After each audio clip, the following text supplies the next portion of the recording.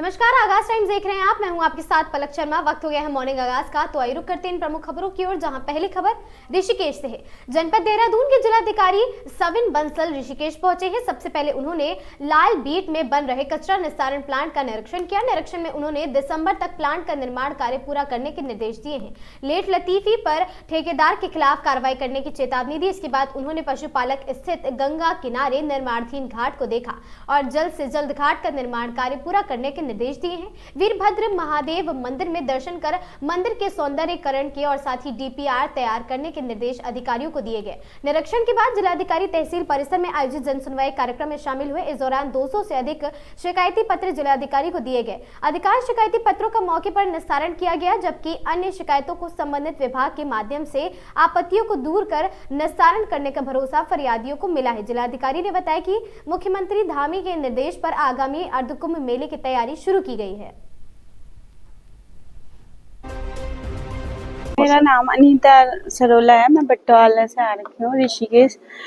तो ये है कि मेरे हस्बैंड ने लोन ले रखा था जिम के उसमें मशीनों के लिए। तो बैंक वाले घर में, अब उनकी डेथ हो चुकी है और वो जिम जो बैंक वाले हैं वो घर में आके नोटिस भेज रहे हैं बच्चे के नाम पे। बच्चा भी नाबालिग है, उसकी वो कहाँ से देगा और मैं भी कहाँ से दूंगी। मेरा भी कुछ काम नहीं है, कुछ वो नहीं है।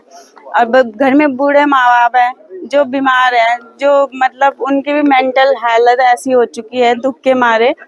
अब जवान बेटा गया है उनका। और बैंक वालों को ये नहीं है कि वो नोटिस पे नोटिस भेजे जा रहे हैं। कभी मेरे बच्चे के नाम पे, बच्चा भी 12 साल का है, वो कहाँ से देगा और मैं भी कहाँ से दूंगी और बूढ़े माँ बाप भी कहाँ से देंगे। अभी तो उन्होंने कह रखा है कि होगा आपका। अभी तो वो तो बाद में ही पता चलेगा, जब हमारी मांग पूरी होगी, सुनवाई होगी, बैंक वाले कुछ करेंगे, बैंक वाले सुनेंगे। बैंक वाले तो नोटिस पे नोटिस भेज रहे हैं साल भर से। लोन का इंश्योरेंस था, उसका इंश्योरेंस तो है, उसमें स्टेटमेंट में सारा प्रूफ है उसका कि इंश्योरेंस कराया था। हमको ये इंफॉर्मेशन प्राप्त हुई है, जो हमारे प्रतिनिधिगण हैं उनके द्वारा अवगत कराया गया है। इसके लिए जो हमारे कंसर्न्ड विभागीय सेक्रेटरी हैं उनको हमने रिकमेंड कर दिया है for instituting inquiry and action on their part. Without layout plan government land पे कोई भी किसी भी तरह का कंस्ट्रक्शन कर रहा है, वो चाहे किसी भी श्रेणी का है, वर्क का है, that will be classified as encroachment और उसको स्टर्न हैंड से डिमोलिश किया जाएगा। सर, मास्टर प्लान कब से शुरू होने जा रहा है ऋषिकेश में? देखिए, मास्टर प्लानिंग की कार्रवाई हमारी एमडीडीए द्वारा की जाती है और appropriate authority will be able to tell about it better. Sir Dehradun मार्ग जो है अभी 6 लाइन बनने वाला है, उसके लिए पेड़ भी कट रहे हैं, लेकिन वहाँ फुटपाथ बनाया जा रहा है। ऐसी क्या जल्दी लग रही है नगर निगम को कि फुटपाथ बनाने की? जब सड़क चौड़ीकरण हो जाए उसके बाद फुटपाथ बना दे। इनकी जो कंसर्न मैटर है उसकी डिटेल्स प्राप्त करके we will institute an inquiry and we will ask for details from MNA Rishikesh. यदि इसमें अगर ऐसा लगता है कि ये पब्लिक एस्पिरेशन नहीं है, पब्लिक डिमांड्स के विरुद्ध है, तो इसमें डेफिनेटली एक्ट अपॉन करते हैं। देखिए, उसमें अगर कोई रिलैक्सेशन भी चाहिए होता है बियॉन्ड रिस्ट्रिक्शंस जो हमारा एक्ट है, तो उसमें गवर्नमेंट ऑफ इंडिया से रिक्वेस्ट किया जाता है कि जो हमारे प्रतिबंधित क्षेत्र हैं उसमें कितना एक्सटेंट तक वो रिलैक्स कर सकते हैं, तो वो सारे due care it will be taken. एक महत्वपूर्ण बिंदु और है हमारे शहर का, जितना अभी जो अभी हमारा सॉलिड वेस्ट डंप हो रहा है, वो अभी हमारा सिर्फ एक डंप यार्ड में उसको स्टैक किया जा रहा है। हालांकि उसके लेगेसी वेस्ट निस्तारण के लिए यहाँ से डीपीआर और रिपोर्ट जा चुकी है, वो बहुत जल्द सेंक्शन हो जाएगा गवर्नमेंट से, तो लेगेसी वेस्ट का निस्तारण तो होगा गोविंद नगर। लेकिन जो हमारा इसमें एंड टू एंड डिस्पोजल है, वो हमारा लाल पानी प्लांट जो अभी गतिमान है, सॉलिड वेस्ट मैनेजमेंट, जहाँ पर हमारे अन्य शहरों का भी जो सॉलिड वेस्ट है वो वहाँ पर एकत्रित करके प्रोसेस किया जाएगा। उसका भी जो निर्माण है, जो टाइमलाइन है, वो दिसंबर तक दी है, और यदि उसके बियॉन्ड हमारा टाइमलाइन जाता है तो जो कॉन्ट्रैक्टर फर्म है उसको पेनलाइज करने के निर्देश दिए गए हैं। लिक्विडिटी डैमेजेस जो हमारा क्लॉज होता है उसके अनुसार उनको पेनल्टी लगाई जाएगी, क्योंकि ये हमारे पर्यावरण, आमजन और उनके स्वास्थ्य से जुड़ा मुद्दा है। और जो हमारा सॉलिड वेस्ट है वो हमारे सिविक सोसाइटी का एक बहुत महत्वपूर्ण एस्पेक्ट है। तो इसमें किसी भी तरह का जो लापरवाही है या उदासीनता है वो टॉलरेट नहीं की जाएगी। आज आपने निरीक्षण जहाँ हमारे ऋषिकेश जो कि हमारा रिलीजियस टूरिज्म के पॉइंट ऑफ व्यू से एक नोडल हब है, और ना सिर्फ हमारे ज़िले का बल्कि पूरे गढ़वाल क्षेत्र का, चाहे हम चारधाम एंट्री रूट कहें या अब जैसे हमारा कुंभ की तैयारी भी गतिमान है। तो ऑनरेबल सीएम के निर्देश हैं कि वहाँ पे जो जो हमारा इंफ्रास्ट्रक्चर डेवलप होना है और जो अब स्थापनाएँ एक्सपैंड होनी है उनको अभी से प्लान करके उसका कार्य प्रारंभ करवा दिया जाए। तो इसी के दृष्टिगत हमारा जो पशुलोक क्षेत्र है, पशुलोक बैराज है, वहाँ पर नए घाट का और नए आस्था पथ का जो हमारा अभी वर्तमान आस्था पथ है उसी का एक्सटेंशन और घाट, ताकि जो हमारे श्रद्धालु लोग आते हैं उनको एक अतिरिक्त प्लेटफॉर्म मिल जाए और जो हमारा मेन शहरी एरिया है वो डिकंजेस्ट भी हो जाए। तो उसके लिए रिकमेंडेशन भेज दी गई है और उसका ही स्थलीय निरीक्षण कि उसमें हम कुछ और इम्प्रूवमेंट्स या सजेशंस दे सकते हैं, वो उसके दृष्टिगत किया गया। सेकेंडली जो हमारा वीरभद्र प्राचीन मंदिर है उसके रेनोवेशन, डिज़ाइन और संरक्षण के लिए एक विस्तृत डीपीआर जिससे उसका जो स्वरूप है हम प्रोटेक्ट कर सकें और जो हमारे श्रद्धालु लोग हैं उनके लिए सुविधाएं हम एक्सपेंड कर सकें, वो भी प्रारंभ हो जाएगा। इसमें डीटीडीओ को कंसर्न्ड और हमारे अधिकारियों को निर्देश दे दिए गए हैं। थर्डली जो हमारा हॉस्पिटल है जिसमें निरंतर कुछ ना कुछ रिक्वायरमेंट्स रहती हैं स्टाफ की और मशीनरी की, इक्विपमेंट्स की, जैसे जैसे फीडबैक आता है पब्लिक का या हमारे रिप्रेजेंटेटिव्स का, तो उसमें वो सभी वृद्धियां की जा रही हैं। जैसे अभी वहाँ पर आईसीयू संचालित है, जो हमारा चाइल्ड आईसीयू है वो भी हमारा बन चुका है। वहाँ पर जो हमको रिक्वायर्ड पोस्ट हैं उसके लिए हमने गवर्नमेंट को रिकमेंडेशन किए हुए हैं, बहुत जल्द वो भी स्वीकृत हो जाएंगे। और जो ब्लड बैंक है उसमें स्टोरेज यूनिट चल चुका है और जो अतिरिक्त स्टाफ था उसकी तैनाती भी हो चुकी है, सेपरेटर भी वहाँ पर आ चुका है। तो जो हमारे टर्शरी यूनिट में एक ब्लड स्टोरेज या ब्लड बैंक होता है उसकी सब सुविधाएं हमारे ऋषिकेश में अभी संचालित हो रही हैं। महिलाओं का टीकाकरण कक्ष था, वो हमारा जैसा माताओं का पिछली विजिट में सजेशंस थे, उनके ग्रीवेंसेस थे, उनको सुनते हुए उसके आधार पर नया बना दिया गया है और अब वहाँ पर सभी सुविधाओं से वो इक्विप्ड है।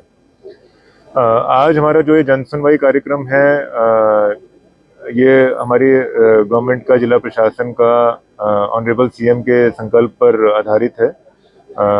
चाहे तहसील की सुनवाई हो या हमारे बहुउद्देशीय शिविर हो, उसका पर्पस ये है कि हम जितना त्वरित निस्तारण कर सकें ग्रीवेंसेस का और एक कनेक्ट बना सके गवर्नेंस में और पब्लिक में।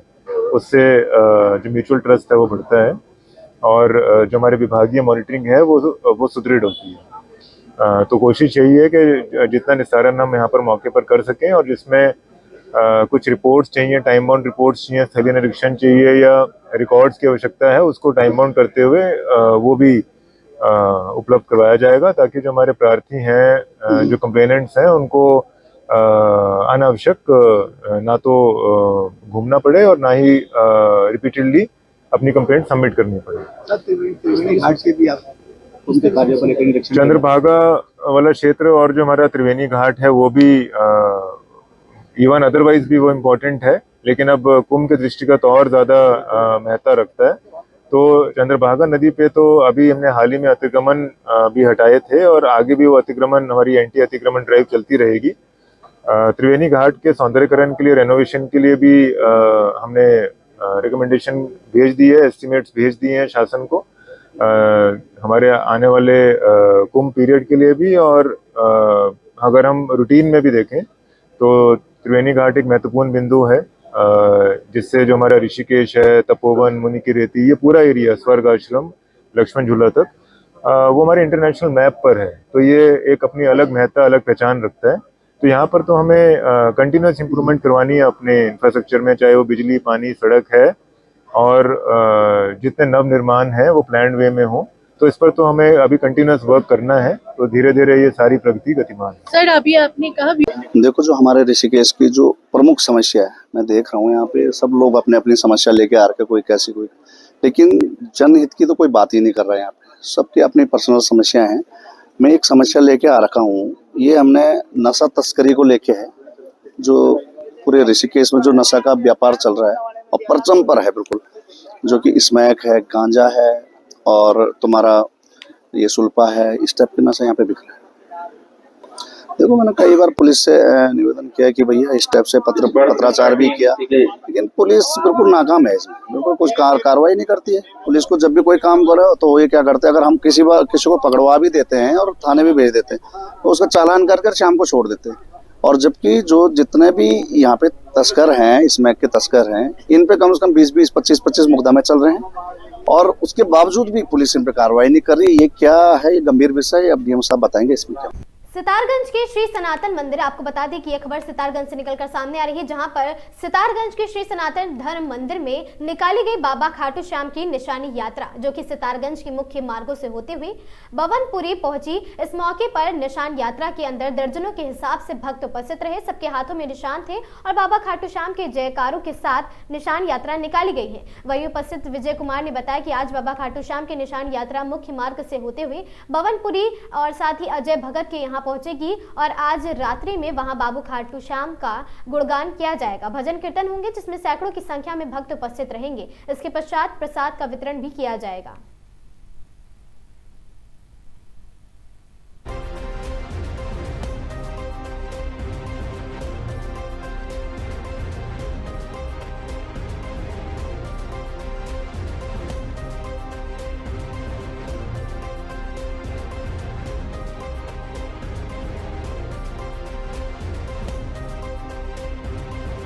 सबसे पहले तो मैं श्याम प्रेमी को सबसे पहले जय श्री श्याम कहना चाहता हूँ, जय श्री श्याम। और हाँ, ये निशान यात्रा यहाँ सितारगंज सनातन धर्म मंदिर से पग यात्रा जाएगी भवनपुरी, चौमेला भवनपुरी, एक है हॉस्पिटल के पीछे, जो कि भव्य कीर्तन श्याम बाबा का होने जा रहा है। और काफ़ी दूर दूर से संख्या से लोग यहाँ पे आ रहे हैं, उपस्थित हो रहे हैं और आनंद में भजन का लाभ उठाएंगे। क्या नाम है आपका? विजय कुमार।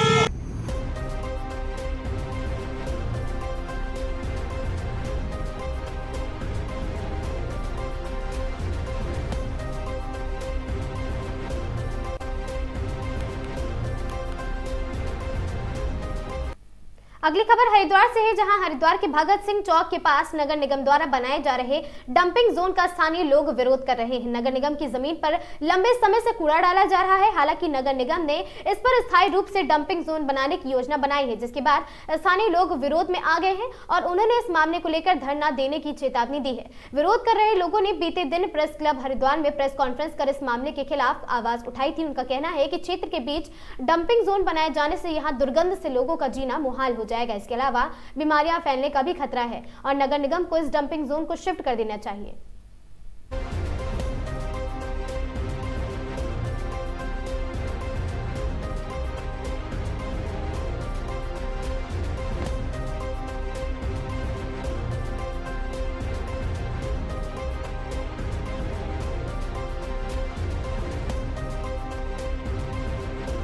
मैंने ना कहा कि हमारे पास पूरे शहर में कहीं स्थान नहीं है कूड़ा डंपिंग का। हम यहाँ कूड़ा डंपिंग तो यही होगा जब हमने अपनी प्रॉब्लम रखी, जो आपने बताई कि यहाँ पर बीमारियां फैलेंगी, बारिश होगी तो पानी का प्रदूषण होगा, एयर प्रदूषण होगा, बीमारियां फैलेंगी और वो दुर्गंध से रहना मुश्किल हो जाएगा। तो एमएलए साहब ने कहा देखिए हम कूड़ा तो यही फैलेगा, लेकिन हम ज्यादा करेंगे, इसकी ऊंची दीवार करा देंगे। जब हमने उनको बहुत रिक्वेस्ट की साहब इसको कहीं और ले जाइए, ये तो हरिद्वार तो तीर्थ स्थान है, आप तीर्थ स्थान के हरिद्वार के सिटी सेंटर शहर के बीच में ये काम करा रहे, पब्लिक के बीच में तो होना नहीं चाहिए कूड़ा। तो उन्होंने कहा देखिए इसकी डीपीआर तैयार हो रही है, हम इसकी डीपीआर शासन को भेज रहे हैं और कूड़ा यहाँ से कहीं नहीं जा सकता। इससे कूड़े से डेंगू फैलेगा, बीमारियां होंगी, प्रदूषण होगा, बच्चे परेशान होंगे, बुढ़े परेशान होंगे। इस संदर्भ में लिखित भी हम कह चुके हैं सबको, अधिकारियों को। अब जब तक लिखित आदेश नहीं मिलता या कोई आश्वासन नहीं मिलता तब तक ही चलता रहेगा। हमारी सबसे प्रथम मांग ये है कि इसको अन्यत्र जगह पर स्थानांतरित कराया जाए। ये डंपिंग यहाँ पे ना बनाया जाए, इसको पार्क बना दीजिएगा। देखिए, ये प्रकरण मेरे संज्ञान में आया था। कुछ लोगों ने मुझे ज्ञापन भी दिया था कि वो इसका विरोध करते हैं। इस क्रम में मैंने नगर आयुक्त से भी वार्ता करी है और निश्चित तौर पे सभी के साथ बैठ के एक समाधान निकाला जाएगा, जिससे कि आम हमारे नागरिकों को कोई समस्या न आए और नगर निगम को जो कचरा प्रबंधन की जो प्रॉब्लम है उसका भी हम निजात पा सकें।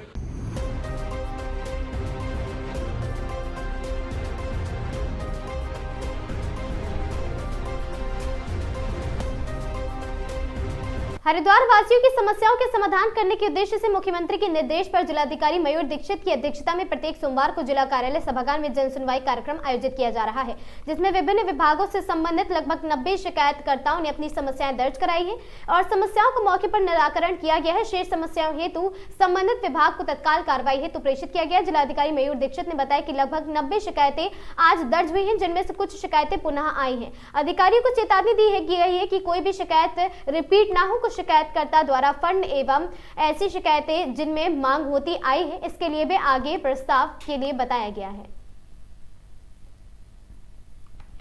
शिकायतें दर्ज की गई हैं और सभी शिकायतकर्ताओं की जो समस्याएं थी उसको संबंधित अधिकारियों के द्वारा सुना गया है। कई शिकायतें ऐसी हैं जो कि मौके पर निस्तारित की गई हैं, कुछ के लिए हमने आगे भी प्रोसेस करने के लिए भेजा है और लगातार हमने देखा है कि जो शिकायतकर्ता आ रहे हैं जन सुनवाई में, उनको जो संतुष्टि है, सेटिस्फेक्शन है, वो काफ़ी अच्छा है।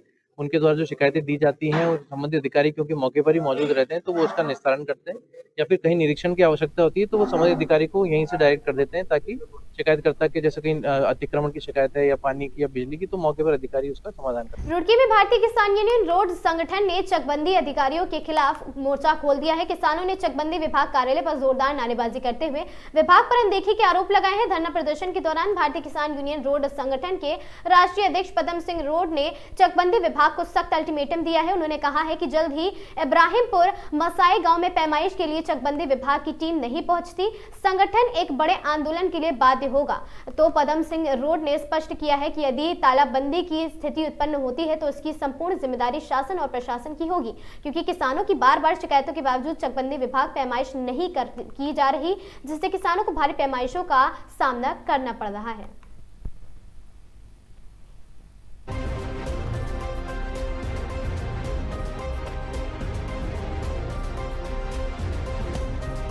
जो जमीन वहाँ करीब 1800 बीघे के 1600 बीघे करीब उसे काट दे तो चाहती सरकार को, और उसका तो लड़ रहे प्रधान जी, और प्रधान जी को कोई अपनी हो जाएगी बात सरकार की होगी, जो सरकार की जमीन के लिए भी एक प्रधान लड़ रहा है और उसका सपोर्ट नहीं कर रहा प्रशासन।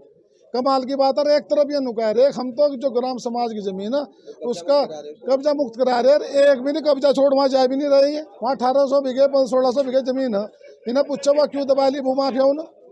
तो यहाँ को हमने यह बात प्रशासन को, यहाँ के डीएम साहब को, आप 1600 बीघे तो काट दो एक ही जगह से, एक ही गाँव से, आप उसे प्रधान सहयोग कर रहे हैं, इसकी बात कोई सुनने को तैयार नहीं। तो यह तो एक मिली भगत है इनकी। नहीं, बिल्कुल नहीं हो रहा, अधिकारी बिल्कुल नहीं चाह रहे कि सरकारी भूमि निकला, यह बिल्कुल भ्रष्ट है। इन्होंने दबा रखी जाने का, उनके अंदर कब्जे करवा दिए इन पर। बस नहीं हो पा रही है, कई साल हो गए हैं, दर बदर भटक रहे हैं, क्या कारण है, क्यों नहीं सुन रहे अधिकारी? 3 साल से हम लगातार लगे हुए हैं, हमारी पैमाश नहीं हो रही, परेशान है। गांव वाले जो जैसे अध्यक्ष जी ने बताया, गांव वाले फसल नहीं बो पा रहे। क्यों नहीं बो पा रहे? क्योंकि उन्हें पता है कि यार कहीं खेत हमारा किसी और बना चला, क्योंकि इन्होंने लिख के दिया हुआ कि 80% पैमाश जो 2017 में हुई थी, 80% नक्शे के खिलाफ हुई थी। अब ये पैमाश इन्हें 1 साल लगे हो गए, डीएम साहब ने पुनः पैमाश का आदेश कराया था, उन्होंने 20% पैमाश करी। पीछे हमने 3 दिन पहले बहुत बड़ा गांव में महापंचायत के अध्यक्ष जी भी वहाँ पर आए थे, भारतीय किसान यूनियन के बैनर तले। उस समय भी एसडीएम साहब भी वहाँ पर पहुँचे थे, उन्होंने हम आश्वासन दिया था कि प्रधान जी लगातार रोजाना यहाँ पर आऊँगे, पर फिर भी इनकी कार्रवाई जो नहीं चली। वो कहते हैं कि चकबंदी डिपार्टमेंट भ्रष्ट डिपार्टमेंट है, वो 100 नहीं, वो 101% हमें लग रहा है कि आवाकों में भ्रष्ट है जी।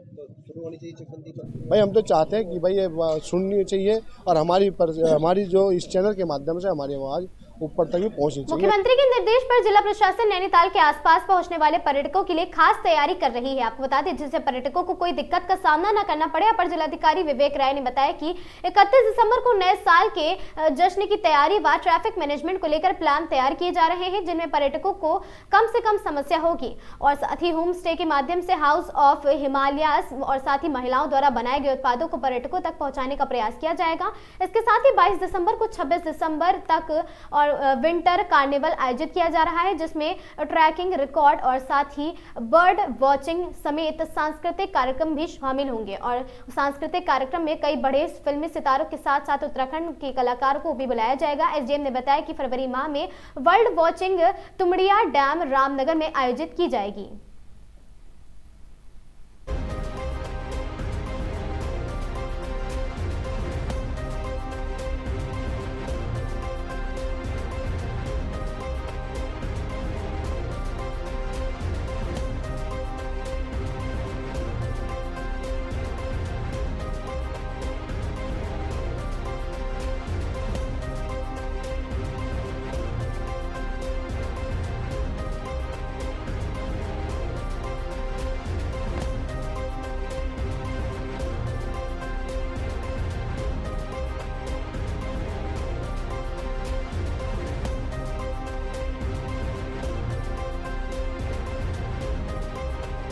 पहुंचे, उसको लेकर के हमने आपको बताया 31 जो सबसे नज़दीकी हमारा जो है इवेंट है, उसके लिए हम प्लान कर रहे हैं कि कैसे हम ट्रैफिक मैनेजमेंट करें जिससे कि पर्यटक को कम से कम समस्या हो। साथ ही मैं आपको बताना चाहूँगा कि इस बीच को हम होम स्टेज के माध्यम से हाउस ऑफ हिमालयास के प्रोडक्ट, सेल्फ हेल्प ग्रुप की महिलाओं के द्वारा जो अच्छे प्रोडक्ट बनाए जा रहे हैं, जो हमारी कल्चर से जुड़े हुए प्रोडक्ट हैं, उसको प्रदर्शित करके उन तक पहुंचाया जाए। साथ ही हम दिसंबर में 22 से लेकर 26 के मध्य में विंटर कार्निवाल का आयोजन करना चाह रहे हैं, जिसमें हम जो है ट्रैकिंग का भी आयोजन करेंगे, रिगाटा का भी आयोजन करेंगे, साथ ही स्टार नाइट्स भी होंगी।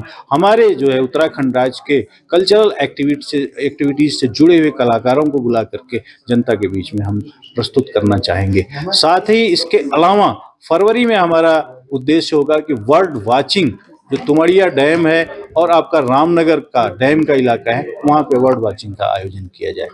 और इसी तरीके से भीमताल और हमारा कोटाबाग का एरिया, यहाँ पर जो है हम एक्टिविटी करना चाह रहे हैं पैराग्लाइडिंग की।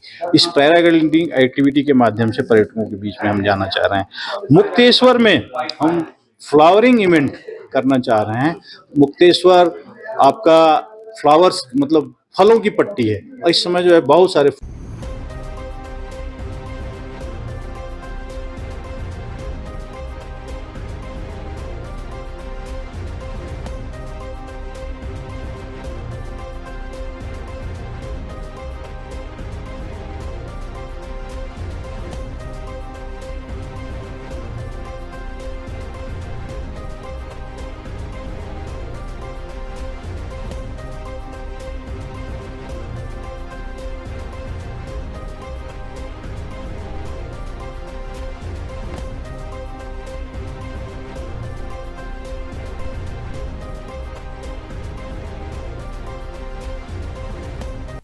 खबर हरिद्वार से है, जहां भगत सिंह चौक के पास नगर निगम द्वारा बनाए जा रहे डंपिंग जोन का स्थानीय लोग विरोध कर रहे हैं। नगर निगम की जमीन पर लंबे समय से कूड़ा डाला जा रहा है। हालांकि नगर निगम ने इस पर स्थायी रूप से डंपिंग जोन बनाने की योजना बनाई है। जिम्मेदार के बाद स्थानीय लोग इसके विरोध में आ गए हैं और उन्होंने इस मामले को लेकर धरना देने की चेतावनी दी है। और साथ ही विरोध कर रहे लोगों ने बीते दिन प्रेस क्लब हरिद्वार में प्रेस कॉन्फ्रेंस कर इस मामले के खिलाफ आवाज उठाई थी। उनका कहना है कि क्षेत्र में डंपिंग जोन बनाए जाने से यहाँ दुर्गंध से लोगों का जीना मुहाल हो जाएगा। इसके अलावा बीमारियां फैलने का भी खतरा है। नगर निगम को इस डंपिंग जोन को शिफ्ट कर देना चाहिए।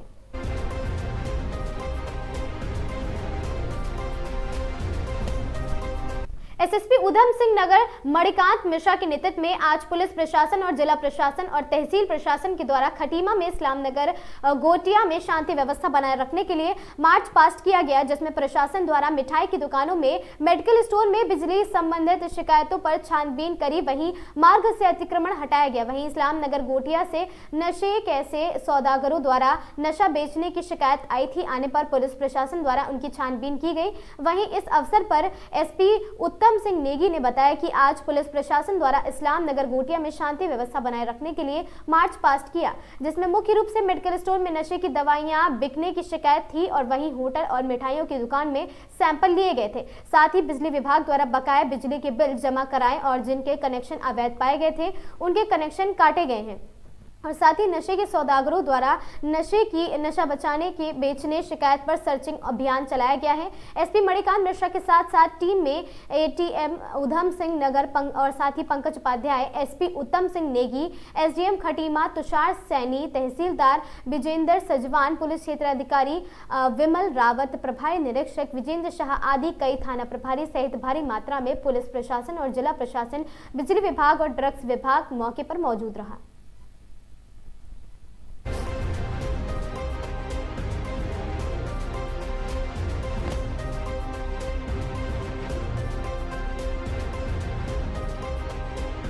व प्रशासन द्वारा नियमित रूप से जो अभियान चलाया जाता है सड़कों में अतिक्रमण को लेकर और नशे की चीज़ें कोई मेडिकल स्टोर पे ना बिके उसको लेकर और अवैध बिजली कनेक्शंस को लेकर, उसके संबंध में एक सामान्य सा हमारा एक सर्वे किया गया और इस तरह का काम आगे भी जारी रहेगा।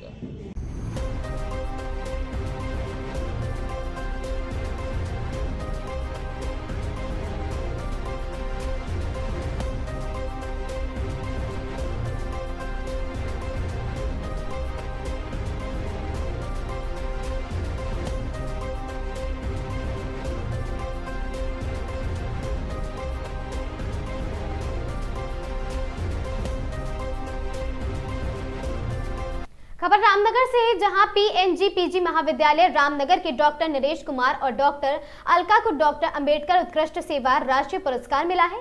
यह सम्मान भारतीय दलित साहित्य अकादमी के 41वें सम्मेलन नई दिल्ली में 12 दिसंबर को प्रदान किया गया। रामनगर महाविद्यालय के इतिहास विभाग के सहायक प्रोफेसर डॉक्टर नरेश कुमार और समाज शास्त्र विभाग की सहायक प्रोफेसर डॉक्टर अलका को मुख्य अतिथि डॉक्टर सत्यनारायण जटिया, पूर्व केंद्रीय मंत्री, सामाजिक न्याय व सशक्तिकरण विभाग भारत और साथ ही पीएल पुनिया, पूर्व राज्यसभा सांसद ने प्रदान किया है। इस उपलब्धि के लिए दोनों प्रधान अध्यापकों को महाविद्यालय के प्राचार्य प्रोफेसर एमपी पांडे सहित महाविद्यालय परिवार ने बधाइयां दी हैं।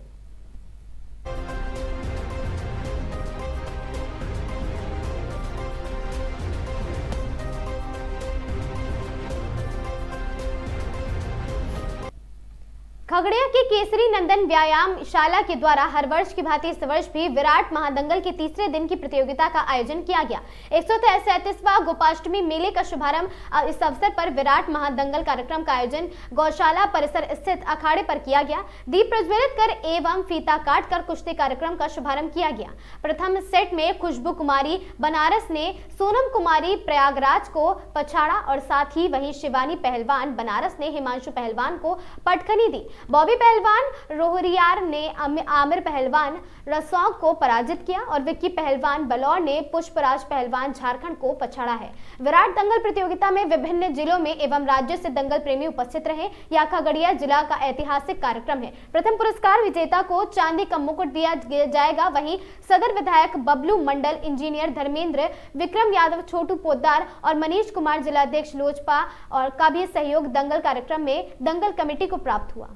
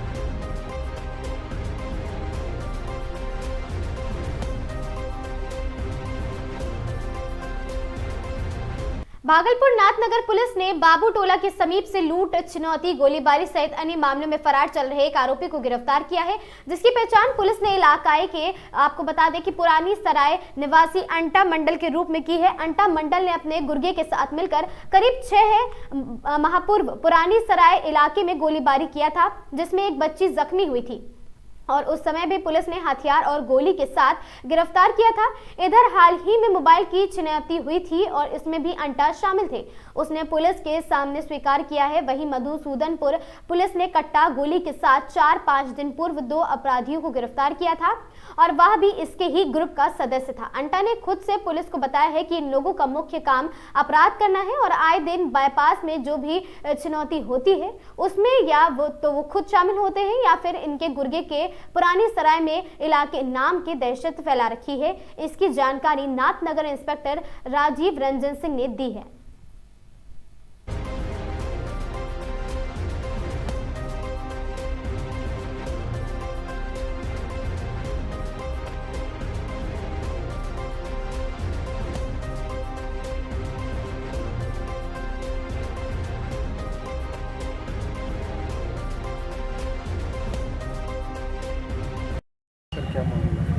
नाथनगर में केस दर्ज हुआ था 5वें महीने में 162-25। ये आर्म्स एक्ट के अंतर्गत गोली चली थी। आर्म्स एक्ट के अंतर्गत दर्ज हुआ था 109 और 25 1B 26 27 35 आर्म्स एक्ट में दर्ज हुआ था। इसका जो कुख्यात अपराधी था अनंत कुमार उर्फ अंता मंडल, इसके ऊपर पहले से भी 5 कांडों का आपराधिक इतिहास है। नाथनगर के अंतर्गत 5 केस दर्ज है, जिसमें रंगदारी के मामले, पहले भी आर्म्स एक्ट की बरामदगी और मारपीट का भी केस दर्ज है। इसके अलावा उससे जब पूछताछ की गई तो ये भी पता चला कि 27 नवंबर को मधुसूदनपुर थाना अंतर्गत 191-25 में जो लूट की घटना कारित की गई है उसमें भी ये संलिप्त था। तो इसके ऊपर करीब 8-7 केस हो गए हैं। ये हमारे इनाम के लिए भी इसमें भेजा गया था मुख्यालय को, इसमें इनाम घोषित करने के लिए, और इसमें छापामारी दल में जो लोग भी शामिल हैं सभी लोगों को पुरस्कार के लिए अनुशंसित किया जाएगा और बड़ी उपलब्धि रही है ये।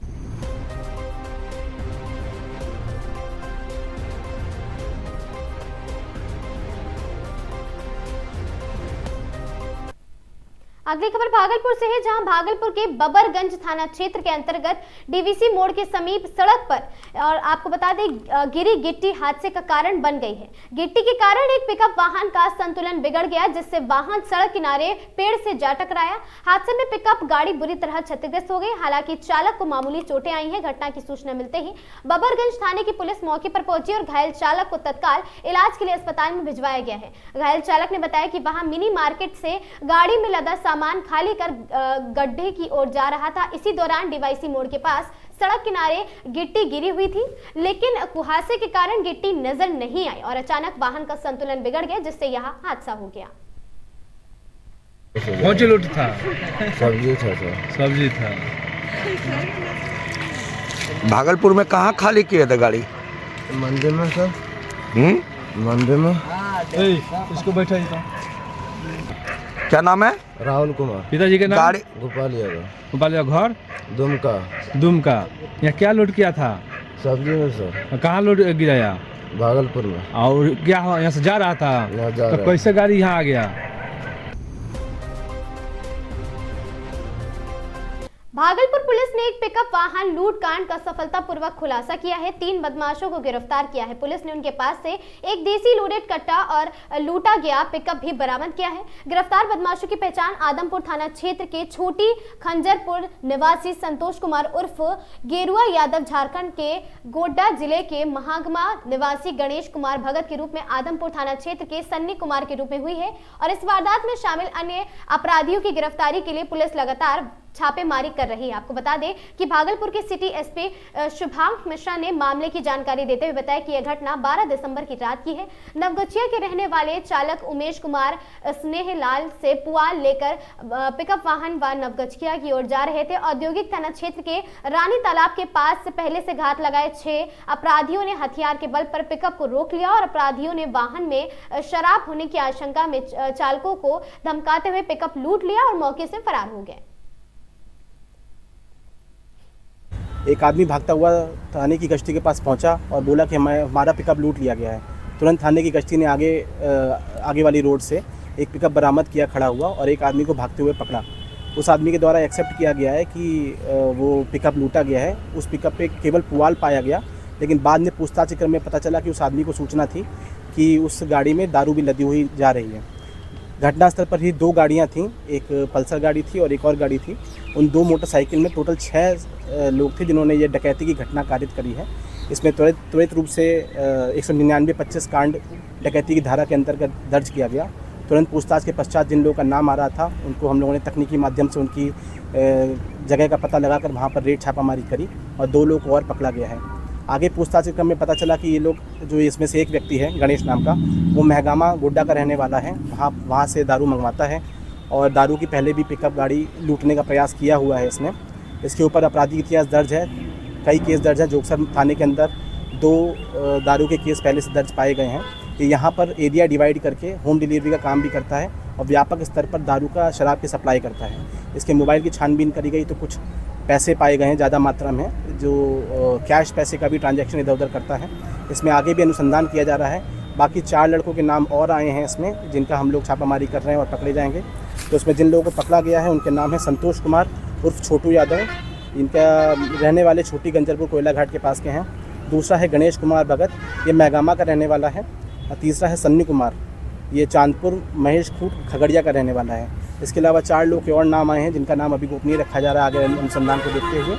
इसके अलावा आगे जो पैसे का ट्रांजैक्शन हुआ है, जो लेन देन हुआ है भारी मात्रा में, उसके संबंध में भी आगे हम लोग अनुसंधान करेंगे। इसकी कड़ियाँ बाहर भी कई जिलों से जुड़ी हुई प्रतीत होती हैं। गया जिले की शेर घाटी में सोमवार को एक निजी अस्पताल के इनॉग्रेशन कार्यक्रम में बिहार के उप मुख्यमंत्री सम्राट चौधरी पहुंचे। इस अवसर पर उन्होंने राज्य की स्वास्थ्य व्यवस्था, कानून व्यवस्था, माफिया विरोधी कार्रवाई और विकास योजनाओं को लेकर सरकार की मंशा को स्पष्ट रूप से दे रखा है। और उन्होंने अपने संबोधन में कहा कि बिहार अब पहले जैसा नहीं रहा, बल्कि यहाँ एक बदले हुए दौर में प्रवेश कर चुका है। मुख्यमंत्री ने स्वास्थ्य क्षेत्र पर बात करते हुए बताया कि बीते 20 दिनों में बिहार में एक भी नया मेडिकल कॉलेज नहीं खोला गया था 20 वर्षों में, लेकिन अब राज्य सरकार ने ऐतिहासिक फैसला लेते हुए अगले 3 वर्षों के भीतर, आपको बता दें, बिहार के सभी जिलों में मेडिकल कॉलेज खोलने का निर्णय लिया है। उन्होंने कहा कि इसमें न सिर्फ सेवाएं बेहतर होंगी, स्वास्थ्य सेवाएं, बल्कि स्थानीय युवाओं को मेडिकल शिक्षा के लिए भी दूसरे राज्य में जाने की मजबूरी से भी राहत मिलेगी। सम्राट चौधरी ने कानून व्यवस्था और माफियाओं के खिलाफ सरकार की नीति को सख्त करते हुए रुख अपनाया है। उन्होंने कहा कि बिहार में माफिया, अपराधी और अवैध गतिविधियों को खत्म करना ही उनका मुख्य काम है। मेरे पास कोई और दूसरा काम नहीं है। बिहार में मुख्यमंत्री नीतीश कुमार के सुशासन को मजबूती से स्थापित करना ही मेरा उद्देश्य है। उन्होंने बताया कि राज्य सरकार द्वारा व्यापक स्तर पर सफाई अभियान चलाया जा रहा है। फिलहाल सड़कों से अतिक्रमण हटाया जा रहा है और आगे भी यह अभियान पूरी सख्ती के साथ जारी रहेगा। कार्यक्रम के दौरान स्थानीय जनप्रतिनिधि, प्रशासनिक अधिकारी, बड़ी संख्या में आम लोग मौजूद रहे और निजी अस्पताल के उद्घाटन का क्षेत्र के लिए स्वास्थ्य सेवाओं की दिशा में एक अहम कदम बताया गया है। उप मुख्यमंत्री ने उम्मीद जताई है कि सरकारी और निजी प्रयासों के बिहार की स्वास्थ्य और साथ ही कानून व्यवस्था में व्यापक सुधार देखने को मिलेगा।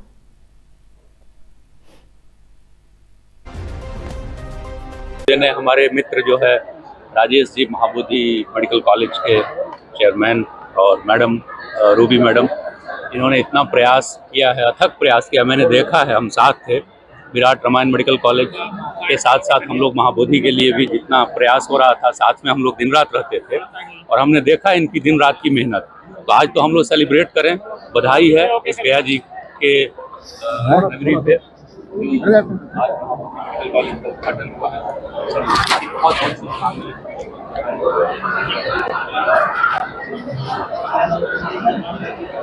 आज महाबोधि मेडिकल कॉलेज का उद्घाटन माननीय सम्राट चौधरी जी, डिप्टी चीफ मिनिस्टर बिहार एवं स्वास्थ्य मंत्री मंगल पांडे जी, विधानसभा के अध्यक्ष डॉक्टर प्रेम कुमार जी, डॉक्टर संतोष सुमन जी और सरघाटी के विधायक उदय कुमार जी, अत्रि विधायक रोमित कुमार जी एवं जितने भी हमारे यहाँ पूर्व विधायकगण, पूर्व सांसदगण एवं गणमान्य व्यक्ति जितने भी यहाँ हमारे उद्घाटन समारोह में आज सम्मिलित हुए, मैं उनको तहे दिल से धन्यवाद देता हूँ कि उन्होंने अपना बहुमूल्य समय निकाल करके हमारे स्थापना दिवस में उन्होंने समय दिया।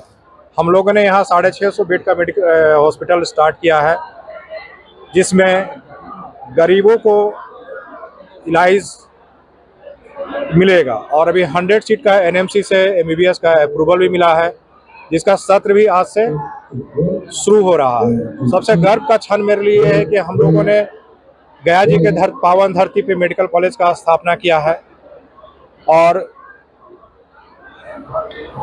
कई ऐसे मोड़ आए जिसमें मैं लड़खड़ाया, लगा अब नहीं हो पाएगा, तो उसमें मेरे फादर इन लॉ ने, मेरे रिलेटिव्स ने, मेरे कुछ बहुत अजीज मित्रों ने मुझे संभाला, even financially support, emotionally support.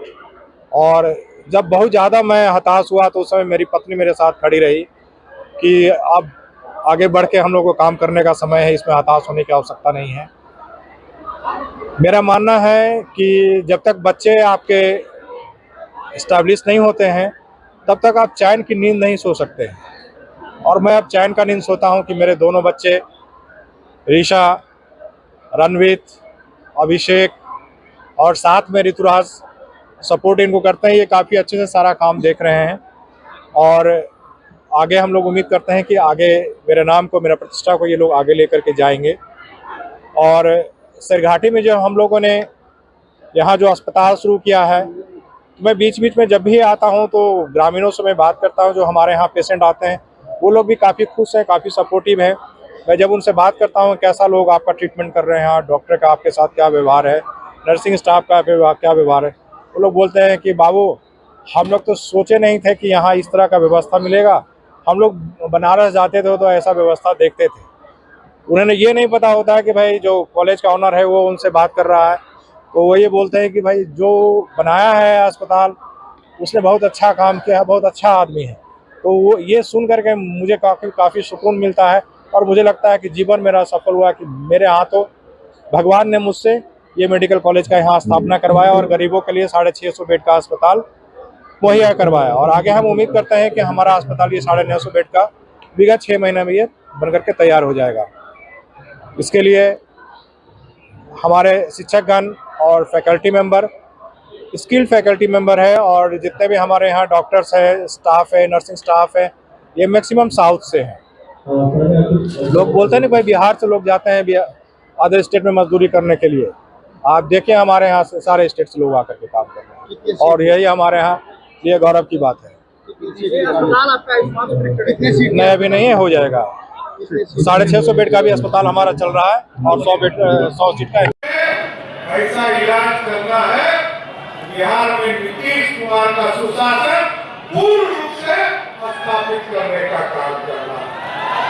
आजकल मैं थोड़ा सफाई अभियान नहीं चला रहा, सफाई चल रहा है ना, आगे भी सफाई करूंगा सर। अभी तो रोड का सफाई हो रहा, और यदि आपको लगता हो किसी अपराधी ने और किसी माफिया ने कोई सरकारी जमीन को अतिक्रमण किया है, आप आवेदन दीजिए, 24 घंटे में उसको ध्वस्त कर देंगे।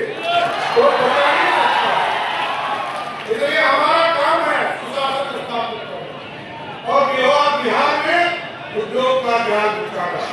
हमारा बिहार का बच्चा अब बाहर नहीं जाएगा और इसी के लिए आपने 20 साल के बाद इतना कंप्लीट मेजोरिटी से नीतीश कुमार जी और मोदी जी पर भरोसा करके कंप्लीट मेजोरिटी देने का काम किया है।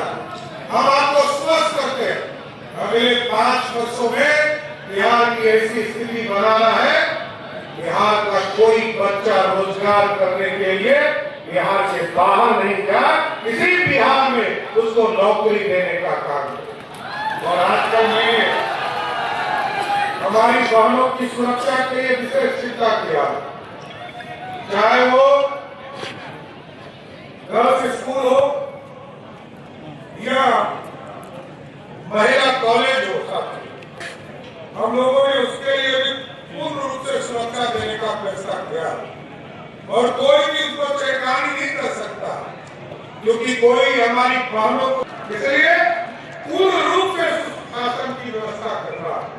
और मैं फिर से, क्योंकि हमको एक जगह और भी जाना है, हिमाचल भी जाना है, पटना में भी स्वास्थ्य मंत्री जी का आयुष के डॉक्टरों को, आयुष के लोगों को जोड़ने के साथ साथ उसको नौकरी का आज नियुक्ति पत्र भी देना है और फिर आगे के प्लानिंग के लिए आदरणीय मुख्यमंत्री जी के साथ आगे जो सरकार को चलाना उसकी भी कई मीटिंग्स है। लेकिन मैं फिर से महाबोधि मेडिकल कॉलेज और हॉस्पिटल बनाने के लिए राजेश जी और उनके पूरे परिवार को बधाई देता हूँ और आश्वस्त करता हूँ कि अब अपराधी किसी भी कीमत पर आपको तंग नहीं करेगा और ये इलाका नक्सल इलाका माना जाता है। और आदरणीय गृह मंत्री जी ने कहा, आदरणीय प्रधानमंत्री जी ने कहा 31 मार्च 2026 तक नक्सल मुक्त बनाना है। तो 5-6 लोग बचे हैं। अगले 3 महीने में उन तमाम नक्सली को या तो जेल के अंदर पहुंचा दूंगा, नहीं तो पिंड का स्थान तय है वहां भी पहुंचाने का कोई अपराधी बचना नहीं चाहिए। बिहार में सुशासन स्थापित है, इसलिए हर मुक्त बिहार सुशासन स्थापित करने का काम लगातार चल रहा है।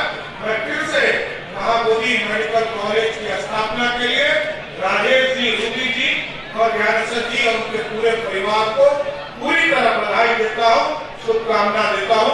बहुत बहुत धन्यवाद। मॉर्निंग आगाज की इन खबरों में आज के लिए बस इतना ही। ऐसी खबरों से लगातार जुड़े रहने के लिए बने रहें हमारे साथ और देखते रहें आगाज टाइम्स।